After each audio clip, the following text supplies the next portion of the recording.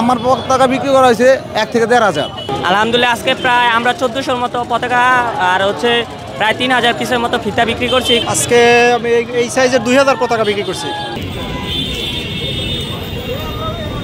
অসংখ্য পরিমাণ পতাকা ব্যাগ বিক্রি করা হয়েছে আজকে, ধারণার বাইরে লোক হয়েছে। আমরা পতাকার পরিমাণ এত সংকট পতাকা আমরা তৈরি করতে পারি নাই, যার কারণে চাহিদা পূরণ হয় নাই মানুষের। যদি আজকে 1.5 কোটি পতাকাও নিয়ে আসতাম, তারপরও এই চাহিদা হয়তো আমার মনে হয় পূরণ করতে পারতাম না। আমার পতাকা বিক্রি করা হয়েছে 1 থেকে 1,500। আমি আর কারো তো বলতে পারি না, কিন্তু আরও যদি 1-1,500 আনতাম তাও মনে হয় বিক্রি করা হইতো। আজকে আমি এই সাইজের 2000 পতাকা বিক্রি করছি। বড় সাইজ পাই নাই, মার্কেটে ছিল না, 15 পিস পাইছিলাম, ওইটা বিক্রি করছি। মানুষের ভিতরে যে একটা উত্তেজ, প্রতিহিংসা ইয়ার উপরে, আপনার ইসরায়েলের উপরে, এটা একদম ভালোভাবে প্রকাশ পেয়েছে।